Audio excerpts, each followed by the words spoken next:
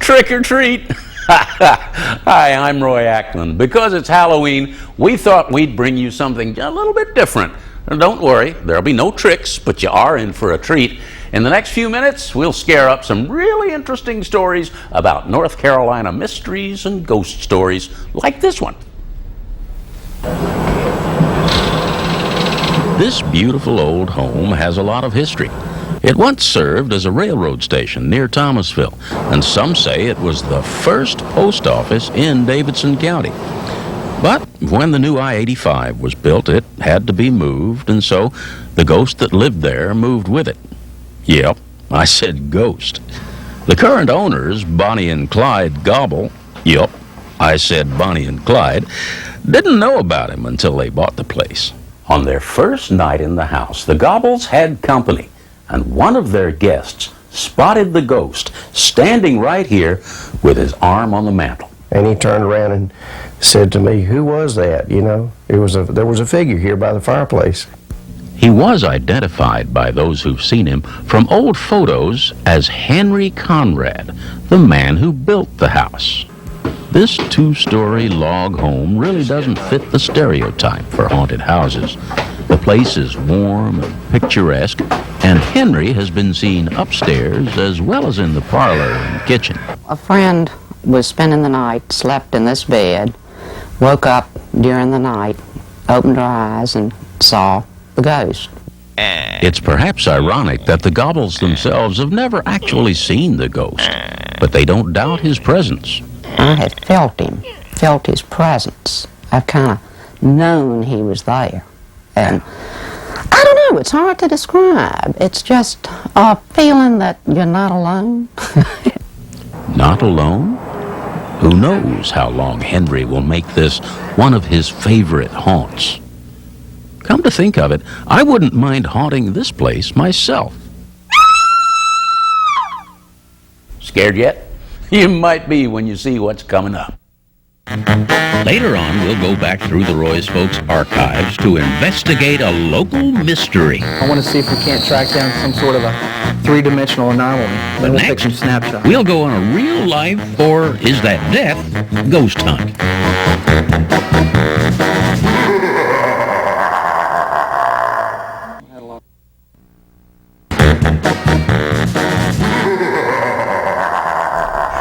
We all remember the movie Ghostbusters, but hunting for hauntings is not just Hollywood hype. You're about to meet a man who does it for real.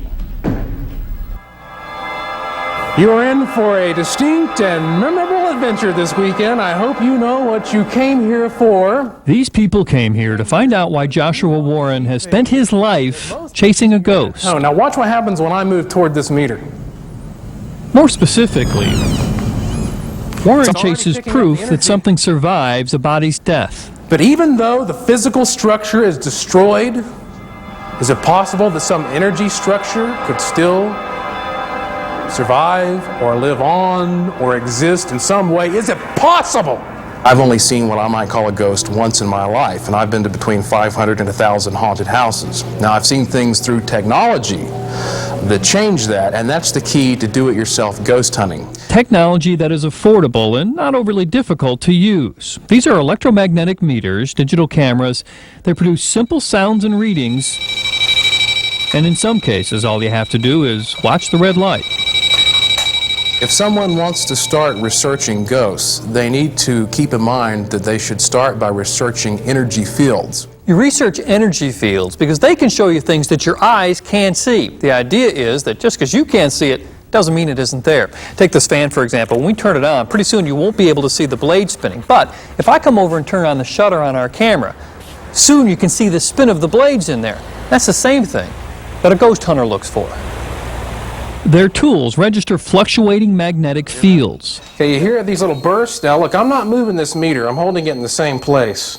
Okay, got an orb But- above you up here. Really? Okay, we do have an orb. Excellent. Illumination. Those fields may be what produces pictures like this. This is the picture Joshua Warren took that time he says he saw something like a ghost. He's not alone. In July, a security guard here at Grove Park quit his job in tears because of something he saw in the country club. It was July 4th and 4th of July, and the fireworks are going off, and he said what he saw here was the dark shadow or apparition of a man in a derby hat, but he was looking out. And as the man stood there, he saw him dematerialize. The students in Warren's class had the chance to investigate the country club themselves. Some, who had a ghost-like experience in the past, came to search for proof. Bob Ferrer is an attorney from Atlanta who says he was getting a massage at the inn when he got a visit from the Grove Park's resident spirit, the Pink Lady. But I was just really laid back, and I felt this hug. I mean, a very warm sensation, physical sensation for several minutes right here. I want to see if we can't track down some sort of a three-dimensional anomaly, and then we'll take some snapshots. For others, it was a search for their first paranormal experience, and one man from the Piedmont took these pictures on the Grove Park property of various orbs, including the pink one in the lower part of this picture that may remind you of the spirit of the Pink Lady. And there were times in this first paranormal weekend when the hunters became the hunted. The hair on the back of my neck, what little there is standing right straight up. Definitely got pegged, huh? Whoa, whoa, maybe it's on me now. Well, that's weird. In Asheville, Bob Buckley, Fox 8 News. For some reason, Asheville seems to be a hotbed of paranormal activity, and believe it or not, the folks there have discovered ghosts can be good for business. One look at the mountains, and Ralph Coffey and his partner knew they wanted to open 1889 Whitegate Inn. We both visited Asheville, fell in love with Asheville, fell in love with the mountains.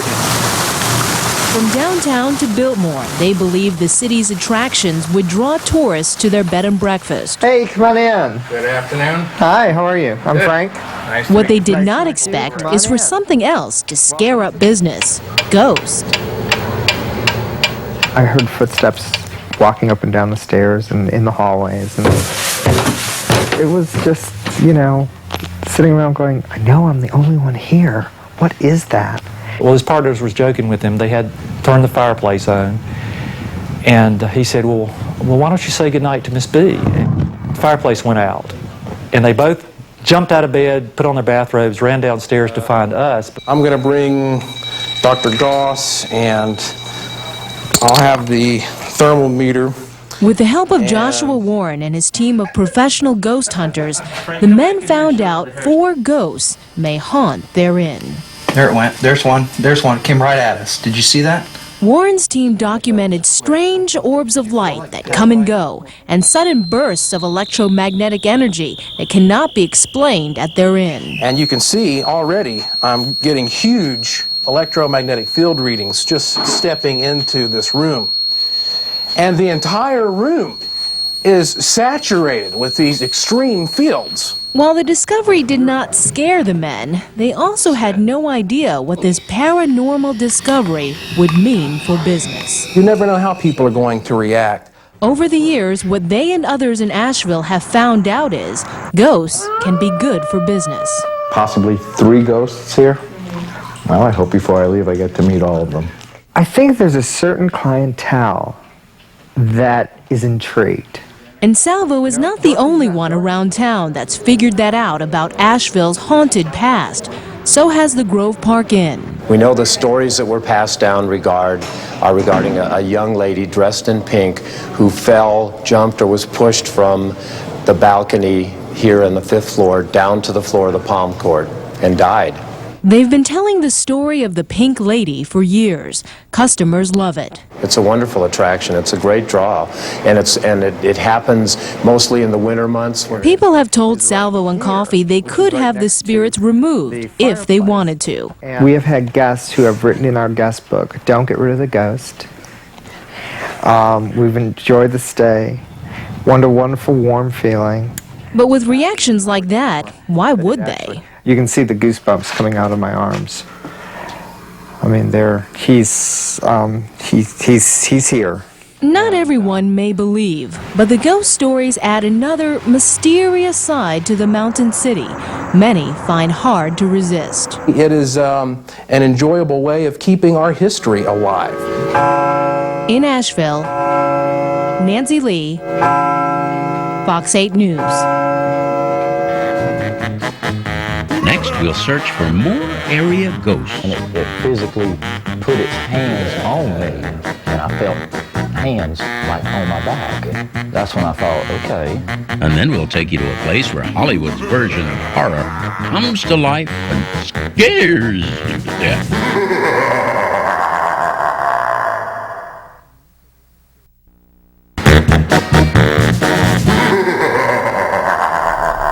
Ever wonder how you would react if you came in contact with a ghost? If you visit the home of one of Roy's folks, you might find the answer. There's something about a doll repair shop any time of year that's just spooky. The people come in and look around and see all the doll parts, legs, eyes, all these things, and they are a little frightened of all these parts hanging around. And if this doesn't give you the willies, the stories surrounding Nancy Stanley's house will. We were looking at this house to buy it, and I came up these steps looking at the upstairs and went into the room up there and decided I didn't like it up there. There was some kind of feeling that I had. This is the room that I had the really strange feeling in, that there was something else in here. And that was the first time that I had experienced anything in the house. Despite that, she and her husband bought the house, thus beginning her journey into the paranormal. My son was living here a while with his 2 children and slept upstairs, had his bedroom up there. I had come home from work one night and had been in a bed probably 10 or 15 minutes and felt something sit down on the bed with me. I actually felt it move, and it physically put its hands on me, and I felt hands like on my back. That's when I thought, okay, what was that? If there's nobody at home in the house, I don't come up here. Now, most of the manifestations that have happened here have happened to family members, but not all of them. There were some workmen who went down under the house. Under there, strange things began to happen. One of them had his jacket unzipped suddenly. The other one had his cell phone start ringing for no reason. And they both came running out. And didn't want to go back. Eventually they went back, but not for long. They came flying back out from under the house again. And I thought it was funny, but they didn't. I'll go see for myself. Did you see something move? I thought I did. Maybe not. Oh well. Silly idea. Ghosts. I think I'll leave, though, just in case this old house is really haunted. The family often hears footsteps and strange, unexplained noises. Not too long ago, the lid on a kitchen cookie jar made a sound as if it were lifted and set back in place. Quite often, folks will see strange lights in the woods and think maybe it's a ghost. Of course, it could just be some of Roy's folks.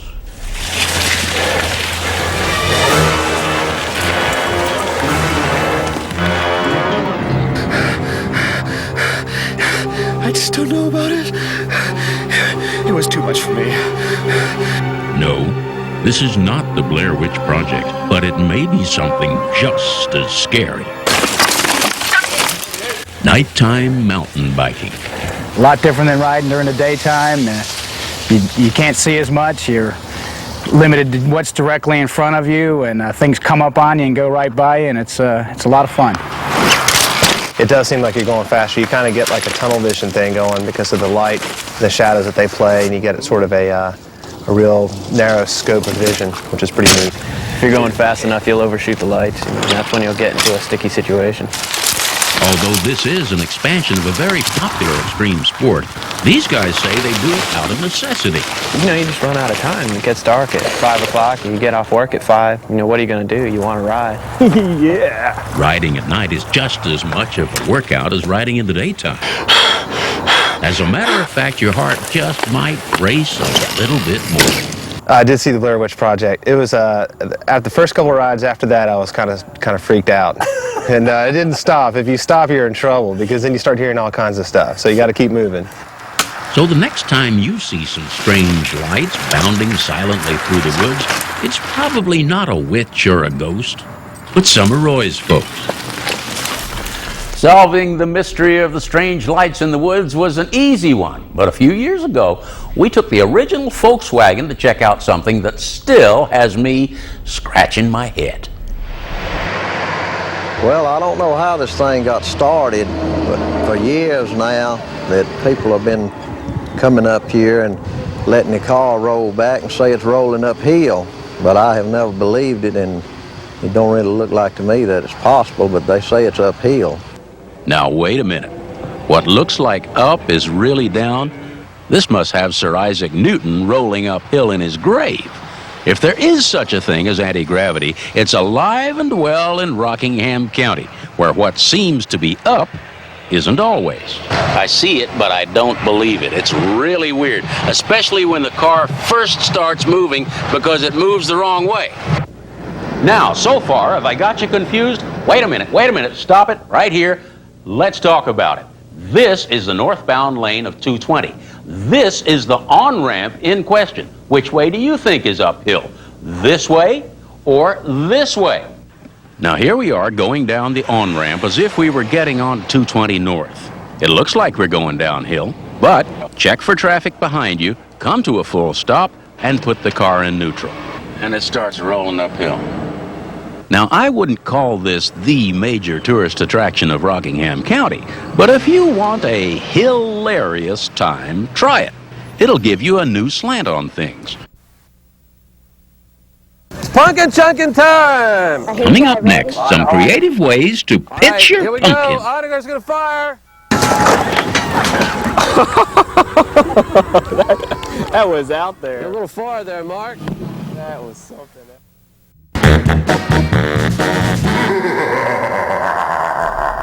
There are a lot of haunted houses around the Piedmont, open to the public every Halloween, but near Snow Camp is a little different. There you'll find Hollywood's version of horror.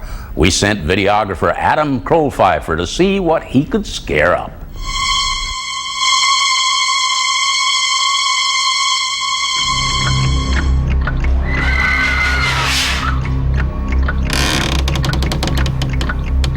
Whatever it might be that will scare you, it's here.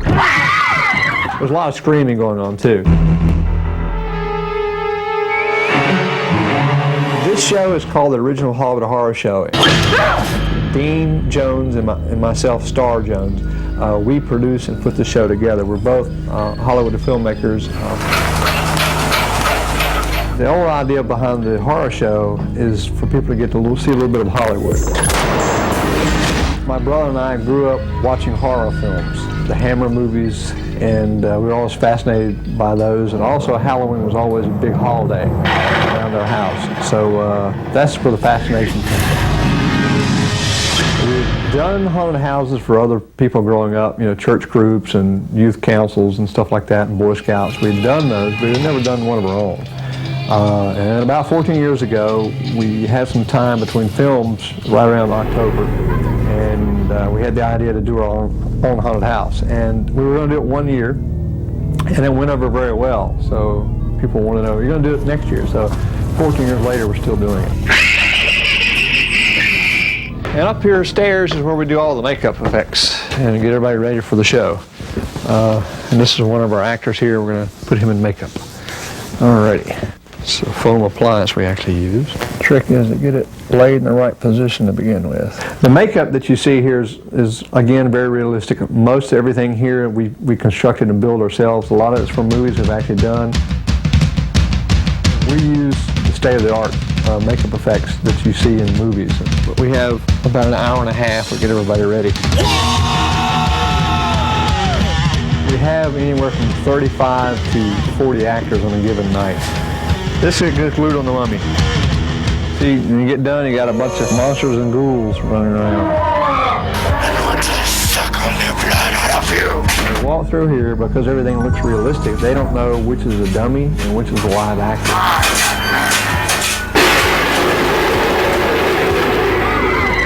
You're already frightened to begin with, even before you see one character move towards you. You know, we have people that will walk through that they'll have their head in the back of their boyfriend the entire time they're walking through the show. They don't see anything. We have others that their mouth is open the entire time, their eyes are wide open. And some that close their eyes and won't look at stuff. You know, if a character walks towards them, they look away and turn the other direction. And if you don't normally get scared, you'll get scared here.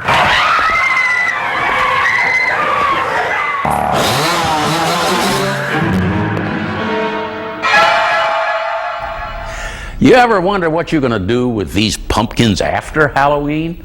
Well, some of Roy's folks have some really creative answers to that problem. It's hard to describe in words. It's just wow. To me, it's just a thrill. Back on the bicycle again, wound it up tight. Is that the brown post going down? You think take that plane out over there? Time for combat. Yeah, they're getting ready. I got to get prepared. Well, the first year we came out here, a car windshield got smashed, so that was pretty good. Our motto is, you grow them. It's time for battle! We throw them. Oh my goodness. The flying medieval pumpkin. I mean, pumpkins don't fly. It's Punkin Chunkin time! All right, here we go, ready? Fire in the hole, except for here. All right, here we go. Odegaard's gonna fire. 3, 2, 1. that was out there. You're a little far there, Mark. That was something else. This is your basic modern version of a medieval catapult. Go right and do it. We're throwing 8-pound pumpkins in the range of 1,200 feet. Oh, that is up there. And when it hits the ground, the pumpkins just splatter and bust. Oh. Well, I can see where the people really get into it. Whoa! For me, it's just something about seeing these pumpkins fly. That was pretty cool. The folks at the North Carolina Zoo have found a great way to get rid of pumpkins as well. It's a treat for the animals. It gives them artifacts that they can play with that they don't normally have, new textures to feel and taste. We decided to do it this year on Halloween Day because we wanted to get the opportunity to celebrate Halloween along with our visitors and give them a special treat.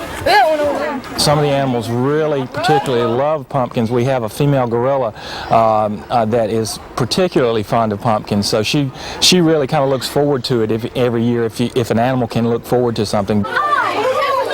It's always a thrill for me to see what's going to happen. You never know, it's particularly when you're dealing with wild exotic animals like this, you never know how they're going to react. But the biggest fun is to see the visitors react, to see how they delight in seeing the animals play with the pumpkins or squash them or eat them or toss them at the visitors' overlook. Well, as is the case when we do one of these shows, the time has gone too quick. I hope you enjoyed it. Happy Halloween. Oh, he's dead!